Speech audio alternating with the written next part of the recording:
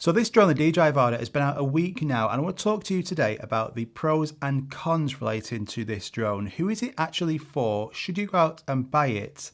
Let's get straight into that video. Now, firstly, a huge advantage to this is its size. 410 grams, it's a much lighter drone than before, and because it's so small, you take it more places. So this has been with me along with the Mini 3 Pro on a recent trip, and I've been using this daily because it's so easy to travel with. This being so small fits in my bag perfectly, along with the new smaller goggles too, and the controllers. It's a breeze to take, and I've had this, the Mini 3 and the RC controller all in one bag, and because it's with me all the time, I'm able to get a lot more shots. So this being so much smaller and lighter is a fantastic advantage to this drone. Now, a big advantage and something I've been impressed with is the battery life. So I've been getting about 15 minutes in normal and sports mode, and in manual, doing full throttle moves, high speed, dropping down really fast, altitude climbs, about 10 minutes in manual. So that's is really good. In normal FPV drones, you get 2 to 5 minutes. So battery life on here, I have been impressed with. And the Fly More kit is really good as well. I like just how small the actual connector is. So it's super thin, lightweight, again, really good to travel with. And I've been connecting all three of these into this USB-C port on the end here. I'm not sure if you can see that. And I've been plugging that into a car charger, and it plugs and charges each one simultaneously. And these batteries only take about 40 to 45 minutes for a full charge. So battery life on here, I have been impressed with. We all want more battery life. The more batteries you can get, the better. But certainly on this drone, a big advantage to this that I've been liking is the battery life. So I told you in the review video about the camera and it's had a big spec bump, but is it actually any good? Well, I found it to be decent. Yes, I've been impressed with these results coming from this camera alone. Normally, like on the DJI FPV drone, I'd have to put this on top, the DJI Action 2, to get some better results, or a GoPro.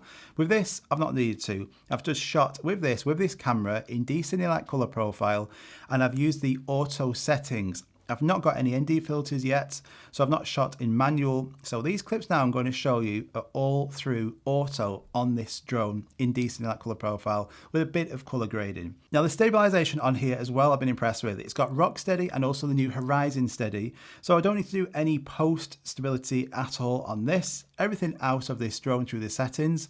I can get the gyro data from here as well and put them into another program to get even more stability, but I've just not needed to. So these shots now all on this drone in auto settings, decent light color profile. Just a few clips now of a recent trip over the last couple of days. Let's go.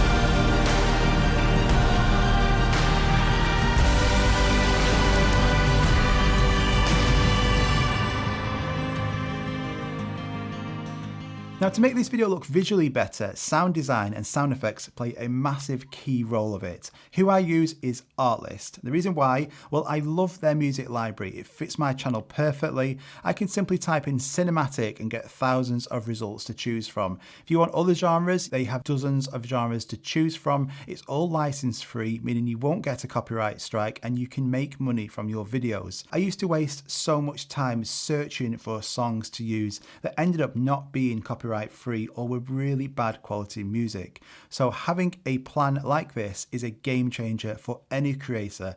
The price plan starts at $9.99 a month for the creator plan, and this covers you for music and sound effects. And if you click via my link, you also get an additional 2 months free. So I really do highly recommend it. If you want to go and check it out, I'll link it at the top of the description. Let's get back to the video. Now, because of its small size like this, you can fly this in places and through small gaps you simply couldn't do on other drones. The propellers are completely covered. So I've crashed this a few times and it's really, really strong and robust. I didn't think it would be, but that's a big advantage to this. The camera on here is also protected as well. So if you do crash into something, it's going to hit this guard on the front of it, this cage here first. Propellers I've not had to change.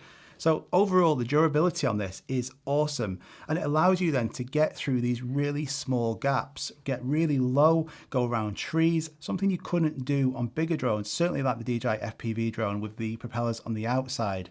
It also allows you to get close when you're indoors to either people or to different objects, without the risk of anyone getting injured because these props are completely covered. So a massive advantage that I've found with this is its durability, performance, and actually the safety when flying a drone like this. So the motion control, this is certainly fun and allows you to use both normal and sports mode on here. It's really responsive and the drone will move as you turn your wrist holding this. It's not the full FPV experience, but it allows somebody, say, who's never had any experience flying FPV before, to literally hold this and fly the drone with the goggles on and get that good experience. My daughter, my wife, has used this and never ever in the past have they flown FPV. They used this and got a really good experience with it. Would I let them use the RC controller and this? Absolutely no chance, not unless they were on that simulator for a couple of weeks. So I can see why this is bundled for beginners. I would like to see a RC combo as well, where you can get this and the RC. I think that'd be awesome. For now, you need to buy that controller if you want to unlock manual mode. But for this, it certainly is fun, especially with these goggles. Really good. And when you're flying through this as well, you see this H on the screen. It's an awesome feature.